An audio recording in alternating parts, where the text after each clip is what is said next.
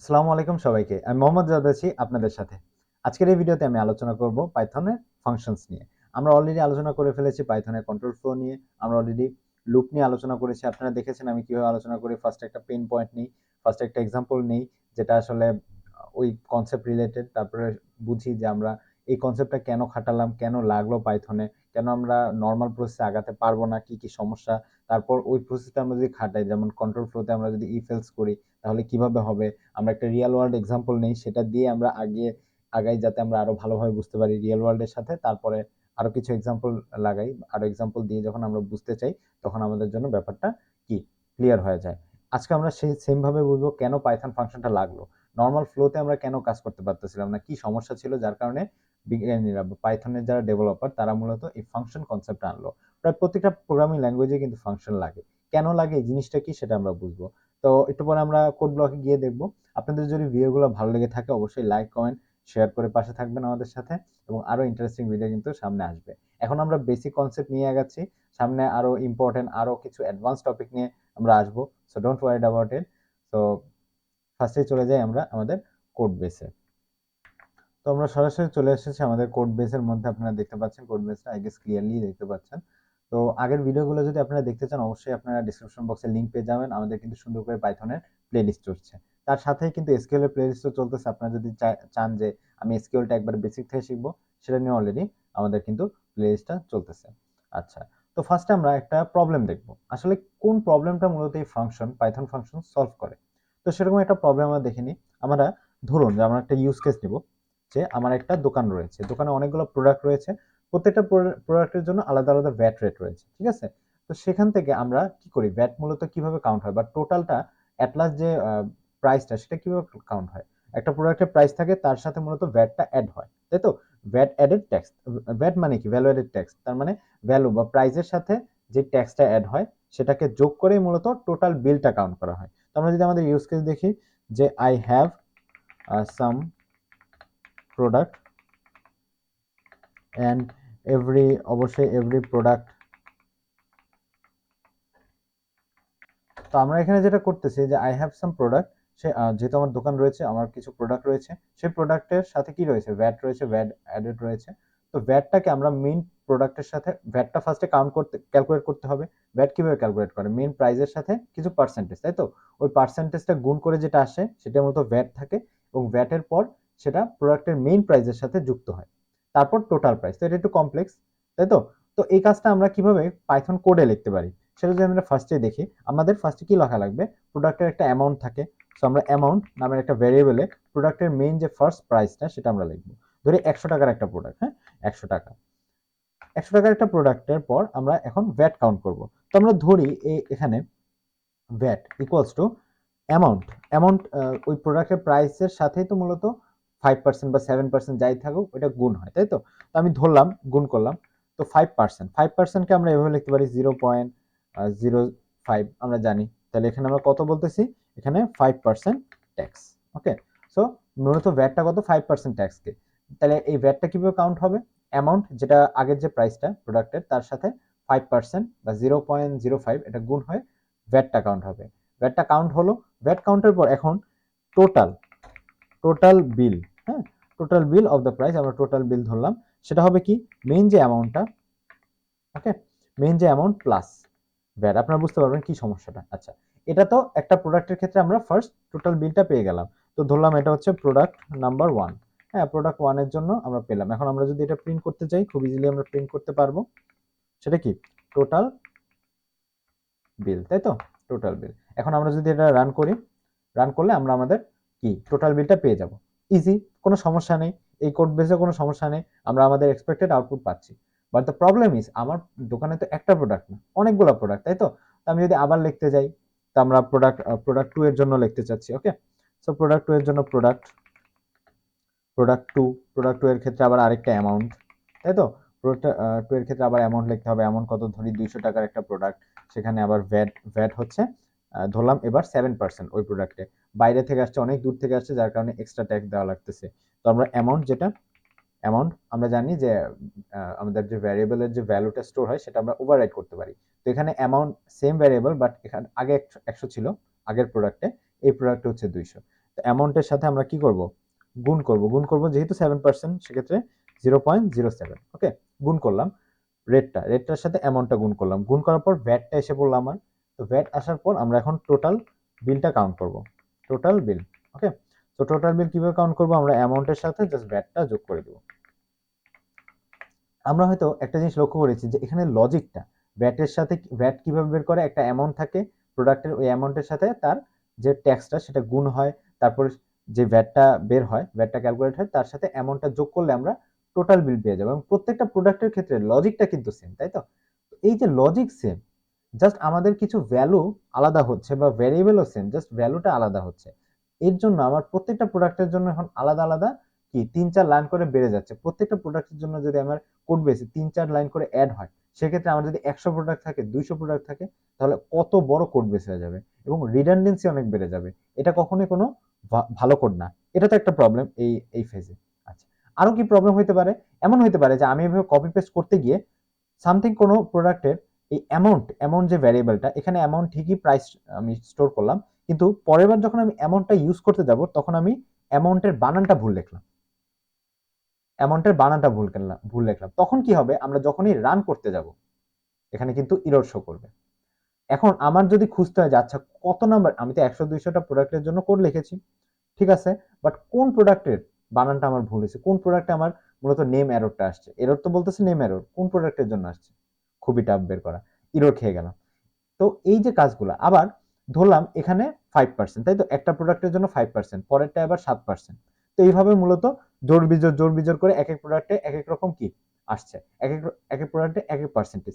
আমি যদি ভুল করে 5%, যেটা ট্যাক্স মূলত 5% যে প্রোডাক্টে, সেখানে বলে 7% করে দিই, যেখানে 5% সেখানে যদি আমি 6% করে দিই, বা হ্যাঁ 6% করে দিই, তখন কি প্রোডাক্টের ভ্যালুটাও চেঞ্জ হয়ে যাচ্ছে। আর যখনই টাকা পয়সার ব্যাপারে আপনি টাকা পয়সার কোড যখন উলটপালট করবেন, তখন বারবার কিন্তু এটা ইরর শো করবে বা এক্সপেকটেশনের বাইরে চলে যাবে, তখন দেখা যায় প্রোডাক্টের প্রাইসটাও চেঞ্জ হয়ে যাচ্ছে। তো এটা কিন্তু খুবই খুবই গুরুত্বপূর্ণ, খুবই বাজে লেভেলের একটা প্রবলেম। এবং টাকা পয়সার ব্যাপারে যখন প্রবলেম চলে আসে, তখন আপনি যে কোম্পানির আন্ডারে চাকরি করতেছেন সেই কোম্পানি কিন্তু অনেক লস হবে। আর তারা যদি ধরতে পারে তাহলে কিন্তু আপনাকে বের করে দেবে। এবং কোড বেসে এটা কিন্তু সমস্যা, খুব বেশি রিডান্ডেন্ট কোর্স। এখানে বেসিক যে লজিকগুলো সবগুলোর ক্ষেত্রে সেম, প্রত্যেকটা প্রোডাক্টের ক্ষেত্রে টোটাল বিল বের করার যে লজিক, সেটা সবগুলোর ক্ষেত্রে সেম। জাস্ট কিছু ভ্যালুর পরিবর্তনের কারণে আপনার এরকম করে প্রতি প্রোডাক্টের জন্য 3-4 লাইন বেশি লেখা লাগতেছে। এখন ফাংশন কি করে, আমরা এখন বুঝবো ফাংশনটা আসলে কি করে। ফাংশন মূলত কাকে বলে সেটা আমরা আগে বুঝিনি। আমরা তো প্রবলেমটা বুঝে গেলাম আই গেস। যদি না বুঝে থাকেন এই পার্টটুকু আরেকবার দেখবেন হোপফুলি। পাইথন ফাংশন, এই ফাংশনটা কি করে, ফাংশন মূলত হচ্ছে রিইউজেবল রিইউজেবল কোড ব্লক। হ্যাঁ, একটা কোড ব্লক থাকে যেটা আমরা বারবার ইউজ করতে পারি, এমন একটা জিনিস যেটা লজিক পুরোপুরি সেম, জাস্ট কিছু ভ্যালু চেঞ্জের কারণে আমার রেজাল্টটা চেঞ্জ হবে। যদি এমন কোনো ইউজ কেস থাকে তখনই আমাদের ফাংশনের মূল কাজটা চলে আসে। আচ্ছা, যদি আমরা একটু ভালোভাবে বুঝতে চাই, ওকে, তো আমরা যদি একটু বড় করে দেখি, আমরা অনেক সময় আমরা বিভিন্ন ধরনের মেশিনারিজ ইউজ করি, রাইট? যেমন আমি একটা এক্সাম্পল দিতে পারি রাইস কুকারের। রাইস কুকারে কি হয়, ভেতরের লজিকটা কিন্তু সেম। আপনি জাস্ট একটা বাটনে প্রেস করে জাস্ট ওকে কল করেন, ওকে পারমিশন দেন বা নির্দেশনা দেন যে হ্যাঁ এখন তুমি ভাত রাঁধতে পারবা, ঠিক আছে? তখন ও কি করে, ভেতরের লজিক কিন্তু প্রতিবার সেমই কাজ করতেছে। আমি 100 বার রাইস কুকারে রান্না করি বা 500 বারই রান্না করি না কেন, ভেতরের লজিকটা কিন্তু সেম। ভাত দেওয়া লাগে, পানি দেওয়া লাগে, তারপর সে নিজের মতো করে সেম উপায়ে রান্না করে। হয়তো ভাতের যে পরিমাণ, যে ভ্যালুটা, পরিমাপের যে ভ্যালু, সেটা হয়তো চেঞ্জ হচ্ছে, কোনো সময় অল্প কিছু ভাত দেওয়া হচ্ছে, কোনো সময় বেশি ভাত, তবে ভাত রান্নার যে প্রসেসটা ওর ভেতরে খাটতেছে, সেই লজিকটা কিন্তু সেম। তাহলে এখানে কি হইতেছে, ভেতরের লজিকটা সেম রাখা হয়েছে, একবারই লেখা হয়েছে, ঠিক আছে? রাইস কুকারের ভেতরের যে লজিকটা, যে কিভাবে রান্না হবে, কিভাবে ভাতটা রেজাল্টে আমাদের রান্না করে আসবে, সেই লজিকটা একবারই লেখা হয়েছে, সেম। জাস্ট কল করতেছি, আমি জাস্ট বাটনে প্রেস করে বলতেছি যে হ্যাঁ তুমি এখন ভাতটা রান্না করো, ভাত দিয়ে দিয়েছে, ভাত রান্না করো। যখনই আমি ওকে এই পারমিশনটা দিলাম, তখনই ও ভেতরে রান্না করা শুরু করলো। এখন এই হাজারবার যদি রান্না করি, তাহলে হাজারবার জাস্ট বাটনটা প্রেস করা লাগবে, আমার লজিকটা কিন্তু বারবার লেখা লাগবে না, যেটা কিন্তু এই ফাংশন সলভ করে। সেম কাজটা যেটা রাইস কুকারে হয়, বিভিন্ন মেশিনারিজে হয়, সব জায়গায় কিন্তু এই সেম প্রসেসটাই খাটানো হয়। সেখানে ভেতরে একটা same logic, same function use করা হয়। আমরা জাস্ট বাটনে প্রেস করে ফাংশনটাকে কল করি, কিভাবে কল করতে হয় সেটা আমরা দেখবো, বাট আমরা ফাংশনটাকে কল করি। যখনই কল করি তখন ও বুঝে যায় আচ্ছা এখন আমার রান্না করা লাগবে। তো ওই সেম প্রসেস ওই লজিকটারে সিরিয়াল ওয়াইজ খাটিয়ে কি আমার ভাতটা রান্না করে দেয়। ফাংশনের ক্ষেত্রেও সেম। এখন আমরা আবার কোড বেসে চলে যাই। তো আমরা যদি এখন কোড বেসে যাই, এখন আমরা পাইথন কিভাবে লিখতে হয় আমরা বুঝে গেলাম যে এটা রিউজেবল কোড ব্লক। একটা কোড ব্লক থাকে, লজিক সেখানে লেখা থাকে, সেটা বারবার আমরা রিউজ করতে পারি, তাই এটাকে কি বলা হয়? পাইথন ফাংশন হচ্ছে রিউজেবল কোড ব্লকস। ওকে, বুঝে গেলাম। এখন আমরা উপরের যে কোডটাকে আমরা বলতেছিলাম প্রবলেম, সেটা আমরা সলভ করব। কিভাবে সলভ করব? পাইথন ফাংশন দিয়ে। এবং যখন সলভ করব তখন বুঝতে পারবো আসলে আমাদের কি বেনিফিটটা দিয়েছে পাইথন ফাংশন। ওকে, তো এটা আমরা ধরে নিচ্ছি যে কি কি করতেছিলাম আমরা। প্রত্যেকটা প্রোডাক্ট ছিল, প্রোডাক্ট 1 প্রোডাক্ট 2, অনেকগুলো প্রোডাক্ট, আমার কাছে 100 200 হোয়াটএভার প্রোডাক্ট থাকতে পারে। তার একটা অ্যামাউন্ট আমি নিতেছিলাম। অ্যামাউন্টটা চেঞ্জ হয়, এখানে ভ্যারিয়েবলটা কি কি কি কি চেঞ্জ হতে পারে আমরা যদি সেটা লিখতে যাই, তাহলে আমাদের ফার্স্টে লিখতে হবে যে এখানে চেঞ্জ হতে পারে কি চেঞ্জেবল। হ্যাঁ, চেঞ্জেবল। প্রতিটা প্রোডাক্টের ক্ষেত্রে কি কি চেঞ্জ হতে পারে আমরা যদি একটু লিখতে চাই, চেঞ্জ হতে পারে হচ্ছে তার অ্যামাউন্টটা, তার অর্থাৎ অ্যামাউন্ট কি তার প্রোডাক্টের যে প্রাইসটা, এবং ভ্যাটের রেটটা। হ্যাঁ, ভ্যাটের রেট ভ্যাটের রেটটা সেটা হতে পারে 5%, কোনো প্রোডাক্টের ক্ষেত্রে 6%। এটা চেঞ্জ হতে পারে প্রতি প্রোডাক্টের জন্য। আর অ্যামাউন্টটা কিন্তু ভেতরের যে লজিকটা সেটা কিন্তু সেম। তাহলে সেই লজিকটা আমরা লিখবো। তাহলে এই দুইটা কি ভ্যারিয়েবল চেঞ্জ হয়, তাহলে এই দুইটাকে আমরা অ্যাজ এ প্যারামিটার নিব। প্যারামিটার কি সেটা আমরা এখন দেখবো। ওকে, সরি। ওকে,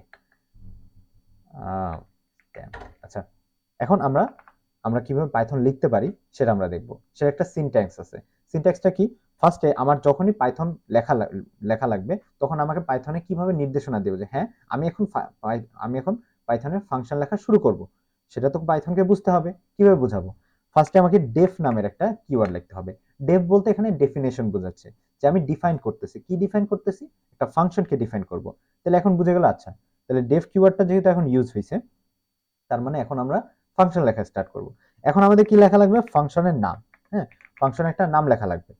এখন ফাংশনের নাম যে কোনো ইচ্ছা দেওয়া যায়, just like variable name, but আমরা একটা অর্থবহ নাম দিব। তাহলে আমরা কি আমরা এখানে কি বের করতেছি? বিল, তাই তো, টোটাল বিল। তাহলে আমরা নাম দিব হচ্ছে টোটাল বিল, বা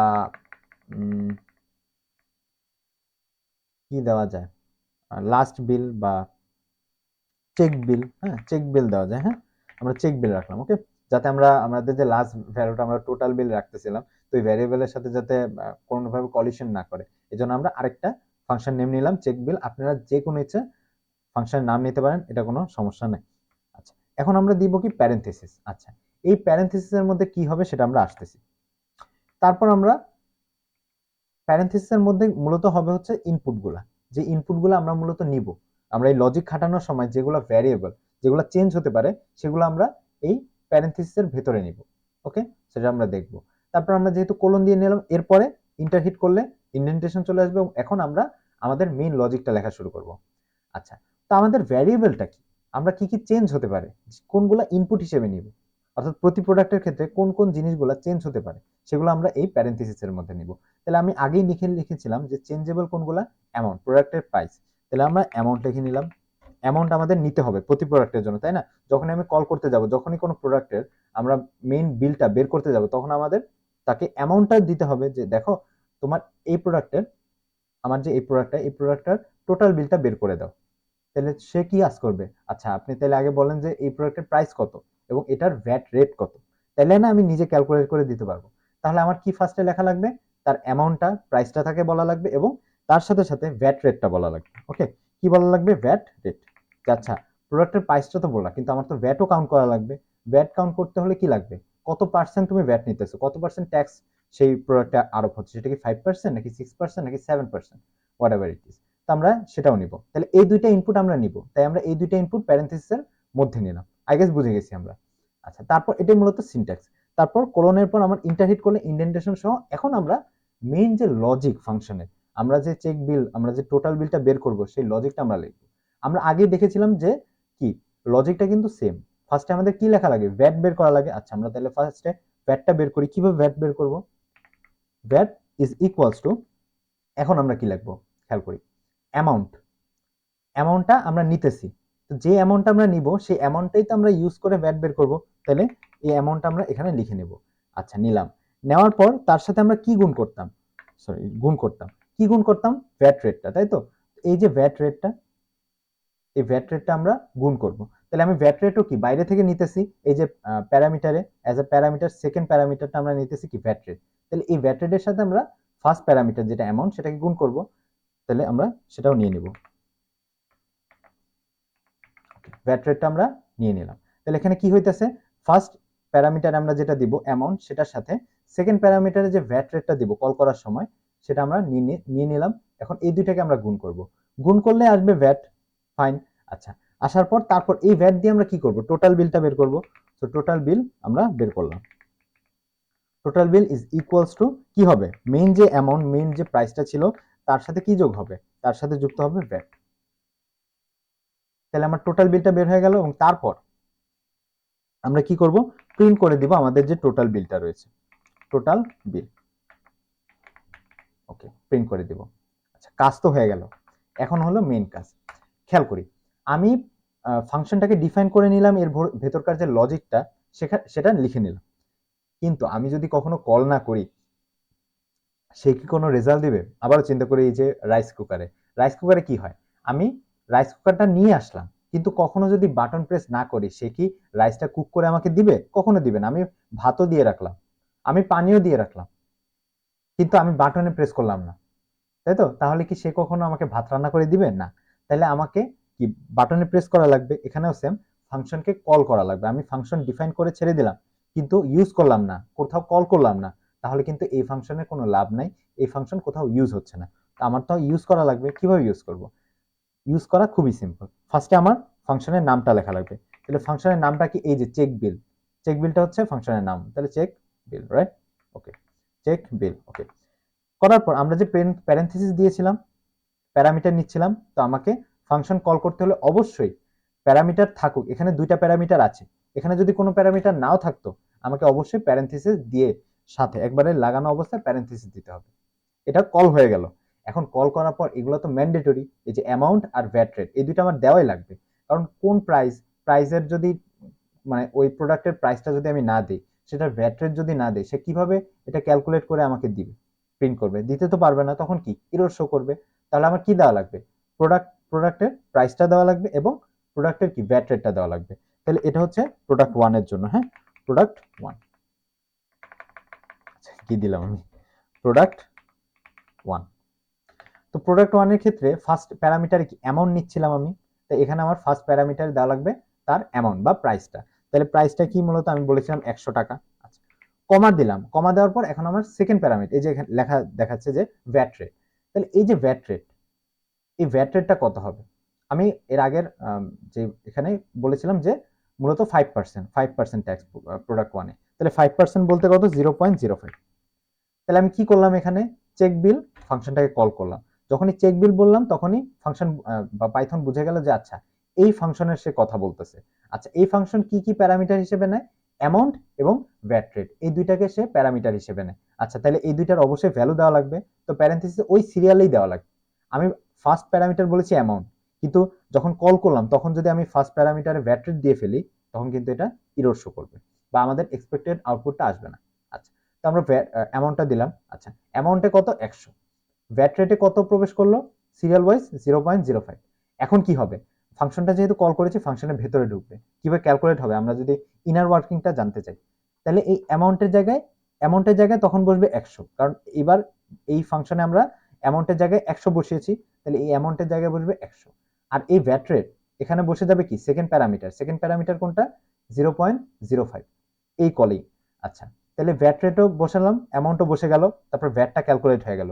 সেই ভ্যাট অনুযায়ী তারপর কি অ্যামাউন্টের সাথে ভ্যাটটা যোগ হয়ে যাবে, ভ্যাটটা যোগ হলে আমরা টোটাল বিলটা পেয়ে যাব, সেটা প্রিন্ট হয়ে যাবে। আমরা যদি এখন রান করি, সি 105, আউটপুট সেম আসছে, কিন্তু লাভটা কি এখনই আমরা দেখব। আচ্ছা, আমরা আবার নিচে চলে যাই। এখন প্রোডাক্ট টু এর জন্য, হ্যাঁ, কত সিম্পল এবং রিউজেবল হলো আমরা এখন দেখতে পাবো। প্রোডাক্ট টু এর প্রাইস কত ছিল, 200, রাইট? আচ্ছা, 200 দিয়ে দিলাম। এখন প্রোডাক্ট টু এর ক্ষেত্রে ট্যাক্স কত ছিল, 7%, তাই তো? 7% ছিল, তো আমরা এখানে জাস্ট 5 এর জায়গায় জাস্ট 7 দিয়ে দিব, একবারে কাজ শেষ। কাজ পুরোপুরি সেম, লজিক যেহেতু সেম, তাহলে এই যে তখন আমাদের এই অ্যামাউন্টের জায়গায় কি হবে, 200 বসবে এবং ভ্যাট রেটের জায়গায় বসে যাবে 0.05 এই কলে। তাহলে এই কলে যেহেতু এই দুইটা বসে গেল, তখন অ্যামাউন্টের জায়গায় চলে আসবে 200, ভ্যাট রেটের জায়গায় চলে আসবে 0.07। ওকে, আই গেস শোনা যাচ্ছে।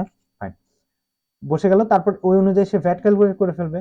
তারপর কি, অ্যামাউন্টের সাথে ভ্যাটটা যোগ হয়ে টোটাল বিল চলে আসবে।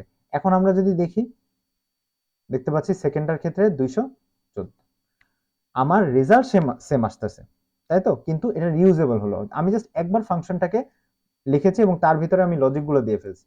এখন আমি just product one, product two, এখন যদি আমার 500টা প্রোডাক্ট হয় তাহলে জাস্ট 500 লাইন হবে। বাট যদি প্রতিটা প্রোডাক্ট আগের নিয়মে যদি আমরা করতাম তাহলে প্রতিটা প্রোডাক্টের জন্য 4 লাইন করে। এভাবে হলে যদি 500 প্রোডাক্টের ক্ষেত্রে কয়টা হতো? 2000 লাইন, যেখানে আমার জাস্ট 500 লাইন লিখলেই হয়ে যাচ্ছে। তাহলে এই হলো রিউজেবল কোডের কাজ। এখন আমি খুব ইজিলি আমার ফার্স্টে যেহেতু ফাংশনটা লিখে ফেলেছি, এখন পড়তেও আমাদের জন্য ইজি। আচ্ছা, চেক বিল সে কি করতেছে, এই লজিকগুলো সে খাটাচ্ছে। আচ্ছা, তাহলে এখন আমরা প্রোডাক্টটাকে কল কিভাবে করব? আচ্ছা, একবার ফাংশনের নাম লিখে তার ভিতরে আমি যদি তার প্রাইসটা এবং তার ভ্যাট রেটটা যদি দিয়ে ফেলি তাহলে কোনো সমস্যা নেই। এখানে আমার অ্যামাউন্টের বানান ঠিক হচ্ছে কিনা সেটা নিয়ে আমার চিন্তা করার দরকার নেই। আবার ভ্যাট রেট আমি ঠিক বসিয়েছি কিনা বা ভুল বসালে কিভাবে ঠিক করব, কত নাম্বার লাইনে ঠিক করব, সেটা নিয়েও টেনশন করা লাগতেছে না। এবং এই পেন পয়েন্টটা ঠিক করার জন্য মূলত ফাংশনের আবির্ভাব হয়েছে। আচ্ছা, আমরা আরেকটা জিনিস যদি জেনে নিই, যে আমরা এই যে প্যারামিটারগুলো দিলাম না, এই প্যারামিটারের ডিফল্ট ভ্যালুও সেট করা যায়। কি করা যায় আমরা এখন দেখব, ডিফল্ট ভ্যালু সেট।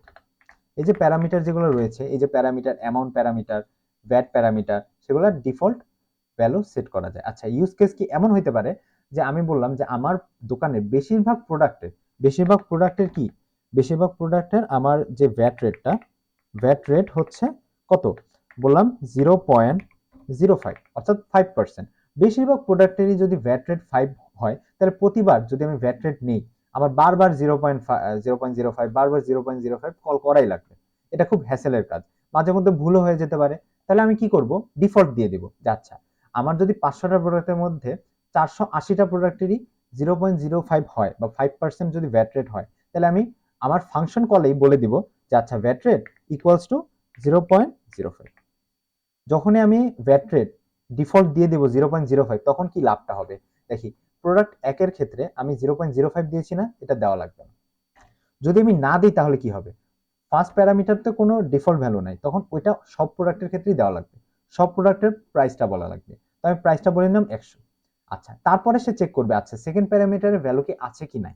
যদি না থাকে তাহলে সে এই যে ডিফল্ট প্যারামিটারে ডিফল্ট যে ভ্যালুটা দেওয়া হয়েছে 0.05, সেটা অনুযায়ী সে লজিকটা খাটিয়ে আপনার প্রিন্টটা বের করে নেবে। আমি যদি এখন রান করি তাও দেখবো সেম আউটপুট, রাইট? কারণ আমি ডিফল্ট ভ্যালুটা দিয়ে রেখেছি। আচ্ছা, কিন্তু সেকেন্ড প্রোডাক্টে ধরো এই যে 480 বাদে যে আরো 20টা, 500-র মধ্যে 480 বাদে আরো যে 20টা প্রোডাক্ট রয়েছে, সেই 20টা প্রোডাক্টের কিন্তু ভ্যাট রেটটা আলাদা। তখন কি হবে, তখন এই প্রোডাক্ট টুর দিকে যদি আমরা তাকাই, তার অ্যামাউন্টটা অবশ্যই সবসময় দেওয়া লাগবে। অ্যামাউন্ট ছিল 200, ফাইন। 200-র পর এখন চেক করবে সেকেন্ড প্যারামিটারে সে কি ভ্যাট রেটটা দিয়েছে কিনা। যদি দিয়ে থাকে তাহলে আর এই যে ডিফল্ট ভ্যালুটা কাজ করবে না, সেখানে তখন ভ্যাট রেটে বসবে হচ্ছে সেকেন্ড ভ্যালুটা। যেটা আমি এক্সপ্লিসিটলি বলেছি যে হ্যাঁ, পাইথন এই সেকেন্ড প্যারামিটারের ভ্যালুটা হচ্ছে 7%। তো 7% নিয়ে তারপর ভ্যাট রেটে বসবে কি, ভ্যাটের যে ভ্যালুটা, ভ্যাটের যে ভ্যারিয়েবলটা, সেখানে বসবে 0.05। তো ওই যে 0.05 বসলো, তারপরে যে লজিকটা, তারপর সে ওইভাবেই খাটাবে, তখন আর 0.05 দিবে না, কারণ এটা হচ্ছে ডিফল্ট। কিন্তু আমি এই ডিফল্টটাকে ওভাররাইড করেছি সেকেন্ড ভ্যালুটা দেওয়ার মাধ্যমে। কিন্তু প্রথম প্রোডাক্টের ক্ষেত্রে আমি জাস্ট যেহেতু অ্যামাউন্টটা দিয়েছি, তার মানে আমি তাকে বলতে চাচ্ছি আচ্ছা, আমার মেইন যে ভ্যাট রেট সেটা তুমি যেটা ডিফল্ট ইউজ করতেছো সেটাই। তো যেহেতু তোমার কাছে অলরেডি সেই ভ্যাট রেটটা আছে, আমি আবার আলাদাভাবে 0.05 লেখার তো কোনো মানে নেই। তুমি চাইলে আলাদাভাবে লিখতেও পারো, যে আলাদাভাবে লিখি, ইরর শো করবে না। ঠিক আছে, আমাদের কোনো ইরর শো করবে না, আমরা যদি রান করি আমাদের কোনো ইরর শো করবে না। বাট এটা কোনো ইউজ কেস না। ঠিক আছে, আমরা যেহেতু ডিফল্ট যে ইউজ কেসটা, ডিফল্ট ব্যাট রেটের যে বা ডিফল্ট ভ্যালু সেটের ইউজ কেসটা আমরা খুব সুন্দর করে দেখে ফেললাম। এইভাবে আমরা মূলত ফাংশনটাকে ইউজ করতে পারবো। আপনাদের যদি কোনো সমস্যা হয় বা একটু ট্রিকি মনে হয়, আপনারা যদি আরেকবার আপনাদের ভিডিওটা দেখেন তাহলে আরো ভালোভাবে বুঝতে পারেন। আমি নর্মালি গ্রাফিক্যালি অনেক জায়গায় বুঝাই, বাট এই ভিডিওতে আমার মনে হয় না গ্রাফিক্যালি বুঝালে আরো বেশি কঠিন হয়ে যাবে আপনাদের জন্য। তো এই জন্য আমি এখানে সাইড বাই সাইড লিখে দিয়েছি পাইথন ফাংশন কি কি কি চেঞ্জ হচ্ছে আমার এই ফাংশনে, তো সেগুলো আমরা লিখে নিলাম এবং ডিফল্ট ভ্যালু সেট করে ফেললাম। আমরা আরেকটা সুন্দর একটা এক্সাম্পল নিব, একেবারে রিয়েল ওয়ার্ল্ড, আমাদের স্টুডেন্ট যারা রয়েছে তাদের সাথে খুব রিলেভেন্ট, তো এটা বুঝতে আপনার জন্য আরো ইজি হয়ে যাবে। এখন আমরা কিভাবে আমরা যদি লিখি যে আমরা যে কন্ট্রোল ফ্লো করেছিলাম, কন্ট্রোল ফ্লো প্লাস আমরা এখন দেখব যে কন্ট্রোল ফ্লো প্লাস ফাংশন কিভাবে আমরা ইউজ করতে পারি, দুইটা একসাথে আমরা কিভাবে ইউজ করতে পারি। ঠিক আছে, আমরা এই এক্সাম্পলের মাধ্যমে দেখব। ধরুন আমি একজন টিচার, এখন আমার চেক করা লাগবে সে পাস করেছে কিনা। হ্যাঁ, চেক পাস করেছে কিনা। তাহলে এই যে পাস যে চেক করব, পাস চেক করার আমাদের একটা লজিক লাগবে। লজিকটা কি? If a student gets more then 33 marks, then কি he or she passed the subject, otherwise কি, otherwise he or she failed। ঠিক আছে, খুবই ইজি লজিক, আমরা সবাই জানি 33 এর উপরে যদি পায় তাহলে সে পাস, না হলে সে ফেল। এটা কি একটা কন্ট্রোল ফ্লো এক্সাম্পল, তার সাথে আমরা ফাংশন ইউজ করব।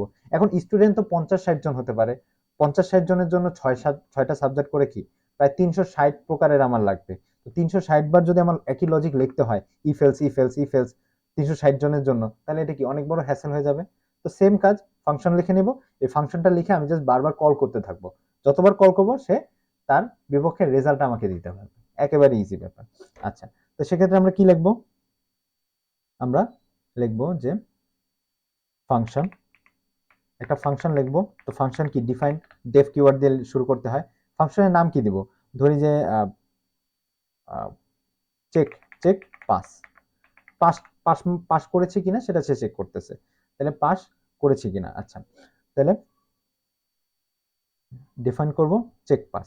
আচ্ছা, চেক পাসের ক্ষেত্রে আমরা তারপরে কি একটা প্যারেনথেসিস দেব। আচ্ছা, প্যারেনথেসিসের ভিতরে কি আমরা আবার দেখবো যে কোনটা চেঞ্জ হতে পারে, প্রতি স্টুডেন্টের জন্য কোনটা চেঞ্জ হবে, অবশ্যই তার মার্কটা চেঞ্জ হবে। তাহলে আমরা মার্ককে অ্যাজ এ ইনপুট নিব বা অ্যাজ এ প্যারামিটার নিব। তাহলে মার্ক যেহেতু প্রত্যেকজনের ক্ষেত্রে চেঞ্জ হবে, তাই মার্কটা অ্যাজ এ প্যারামিটার নিব। তো যখন আমরা চেক পাস কল করব, তখন আমরা তার সাথে সাথে ওই লোকটার বা ওই ছেলেটার মার্কস দিয়ে দিব। যখনই মার্ক দিয়ে দিব তখন সে প্রিন্ট করে বলে দিবে আচ্ছা সে কি পাস করেছে নাকি ফেল করেছে। ইজি অ্যাজ ইউল। তো এখানে আমরা কোলন দিলাম, কোলন দেওয়ার পর আমরা এখন ইন্টার হিট করলে এখন আমরা লজিকটা লিখবো। লজিকটা কি? Simple if else. If if বলবো কি? If mark mark is greater than 33, colon দিব, কোলন দিয়ে বলবো রিটার্ন। এখন আমরা রিটার্ন করব, এটা জাস্ট রিটার্ন করে। রিটার্ন কি করবে? রিটার্ন করবে পাস্ট। আচ্ছা, তারপর কি এলস কেসে কি হতে পারে? আচ্ছা, রিটার্ন কেন সেটা আমরা একটু পরে দেবো, যখন আমরা কল করব তখন আমাদের জন্য বোঝাটা ইজি হয়ে যাবে। আচ্ছা, এলস কেসে কি? মার্ক। আচ্ছা, এলস কেসে সে কি রিটার্ন করবে? এলস কেসে সে রিটার্ন করবে ফেইল্ড।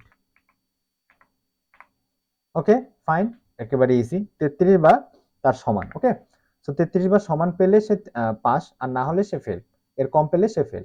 আচ্ছা, এখন আমরা কল করব। আচ্ছা, এখন আমরা স্টুডেন্টের নাম দিব, ধরো বললাম জামাল। জামাল সে কি পাস করেছে কিনা সেটা আমরা চেক করব এই সাবজেক্টে। সো আমরা চেক পাস যে আমাদের ফাংশনটা রয়েছে সেটা আমরা কল করব। আচ্ছা, কল করার সময় আমার অবশ্যই মার্কটা দিতে হবে, তাই না? মার্ক আমাদের দিতেই হবে, যেহেতু আমরা এটাকে ইনপুট হিসেবে নিচ্ছি। মার্ক যেহেতু প্রত্যেক জনের জন্য চেঞ্জ হতে পারে, জামাল একটা পেলো, কামাল একটা পেলো, জাওয়াদ আর একটা পেলো, তাই তো?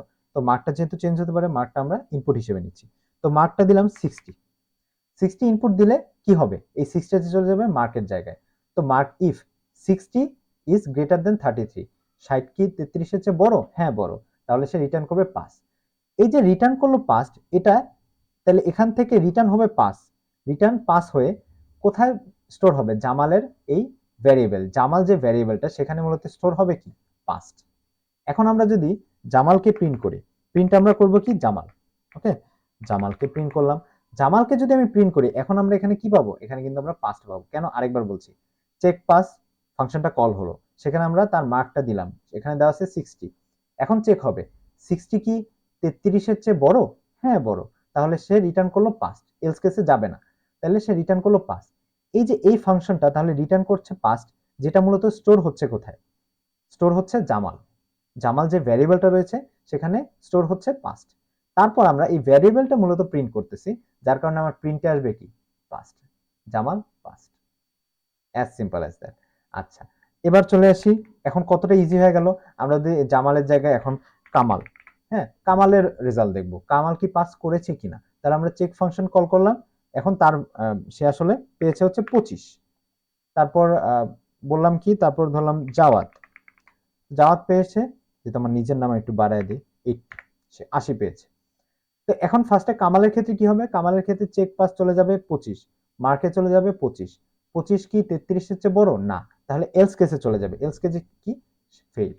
তার মানে কামাল যদি আমরা প্রিন্ট করতে যাই তাহলে সে কি আসবে, আমরা যদি একটার মধ্যে সবগুলো লিখে ফেলি সমস্যা নেই, কামাল তারপর হচ্ছে জাওয়াত, হ্যাঁ। আচ্ছা কামালের ক্ষেত্রে ফেইল্ড আসবে, কিভাবে আসলো আমরা বুঝলাম। আচ্ছা জাওয়াদের ক্ষেত্রে কি, চেক পাস ফাংশনে চলে যাবে 80 মার্কস, ওকে। তো ইফ 80 33-এর চেয়ে বড়, 80 কি 33-এর চেয়ে বড়, হ্যাঁ, তাহলে এই ব্লকে চলে যাবে। এই ব্লক মূলত রিটার্ন করতেছে পাস্ট, তাহলে সে রিটার্ন করবে কি পাস্ট, তাহলে যাওয়ার যে ভেরিয়েবলটা সেখানে স্টোর হবে পাস্ট, তখন সে প্রিন্ট করবে কি পাস্ট। এখন আমরা যদি রান করি, পাস্ট, জামালের ক্ষেত্রে পাস্ট, কিন্তু কামালের ক্ষেত্রে ফেইল্ড, এবং আবার জাওয়াদের ক্ষেত্রে পাস্ট।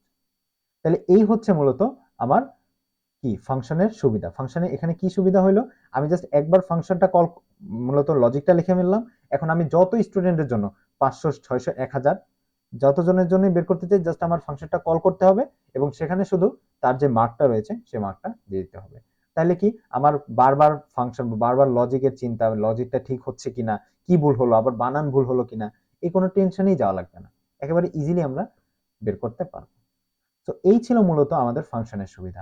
আগে আপনারা খুব সুন্দর করে ব্যাপারটা বুঝে গিয়েছেন। তাও যদি আপনাদের কাছে কোনো কনফিউশন থাকে এই ফাংশন নিয়ে, তাহলে অবশ্যই আমাদের জানাবেন। আমরা কমেন্টে জানাতে পারেন, আমার পেজে জানাতে পারেন। আমি চাইলে আরো কিছু পার্ট আনবো ফাংশনের, আরো কিছু এক্সাম্পল দিয়েও আমি বুঝাবো যদি এই কেসে না বুঝেন। এবং আমরা অবশ্যই রিয়েল ওয়ার্ল্ড এক্সাম্পল করব। যখন আমরা রিয়েল ওয়ার্ল্ড এক্সাম্পল করব, বড় ধরনের কোনো প্রজেক্ট করব পাইথন দিয়ে, তখন আমরা আরো ইজিলি বুঝতে পারবো। আমরা যখন ডাটা অ্যানালিসিসে যাব, দেখবো এটার কতটা ইউজ কেস আছে, প্রায় প্রতিটা বড় বড় code base, simple code base হোক আর কমপ্লেক্স যে কোড বেস আছে, যে কোনো কোড বেসে কিন্তু এই ফাংশনের ইউজ আছে, লুপেরও ইউজ আছে, কন্ডিশনের ইউজ আছে। তো আমি বলবো এগুলো, এই বেসিকগুলো আপনার অবশ্যই থাকা লাগবে, এবং এই বেসিকগুলো আপনার যদি থেকে থাকে, তাহলে আপনার জন্য সামনের যে অ্যাডভান্স টপিকগুলো সেগুলো আপনার জন্য ব্যাপারই হবে না। ডাটা ফেচিং করা, ক্লাস, এগুলো নিয়ে তো আমি ভিডিও আনবো, বাট তার আগে এই বেসিকগুলো আপনাদের জানা লাগবে। তো হোপফুলি আপনারা ব্যাপারটা খুব ইজিলি বুঝে গিয়েছেন। আই গেস ভিডিওটা একটু বড় হয়ে গেছে, বাট আমি চাই যে আপনার পুরোপুরি যাতে আপনাদের এই টপিকগুলো ক্লিয়ার হয়ে যায়। বাংলাতে ভিডিও আনতেছি, বাংলাতে খুব কমই দেখেছি এরকম ভিডিও বা পাইথন দিয়ে ভিডিও, হয়তো অনেকেই করতেছে, হয়তো আমার চেয়ে একটু বড় ক্রিয়েটর, আমি কয়দিন আগে শুরু করেছি, বাট হোপফুলি আপনারা উপকৃত হচ্ছেন। আপনারা জানাবেন আপনাদের ফিডব্যাক, যদি কোনো সমস্যা থাকে যে ভাই আপনার ব্যাকগ্রাউন্ডটা চেঞ্জ করেন, বা আপনার পড়ানোর স্টাইলটা চেঞ্জ করেন, আপনার পড়ানোটা বুঝতে পারতেছি না, আপনি আরেকটু এক্সাম্পল দিয়ে পড়ান, বা এক্সাম্পলের বাইরে আপনি জাস্ট গ্রাফিক্যালি বুঝান, যেভাবে হোক আপনারা যদি আমাকে ফিডব্যাক দেন, আমার জন্য বেটার হবে, আমার চ্যানেলের জন্য বেটার হবে। আমি চাই একটা কমিউনিটি গ্রো আপ করুক, যার কারণে আমি হয়তো সামনে কয়েকদিনের মধ্যে গ্রুপ খুলব। যদি গ্রুপ খুলে ফেলি তাহলে আমার ভিডিওগুলোর কমেন্ট বক্সে বা আমার যে ডিসক্রিপশন বক্সে সেখানে লিঙ্কটা দিয়ে দেবো হোপফুলি। তো সে পর্যন্ত ভালো থাকবেন, সুস্থ থাকবেন, আরো ইম্পর্টেন্ট কোনো ভিডিও নিয়ে সামনে চলে আসবো আপনাদের কাছে। তো till then, good bye, see you again, আল্লাহ হাফিজ।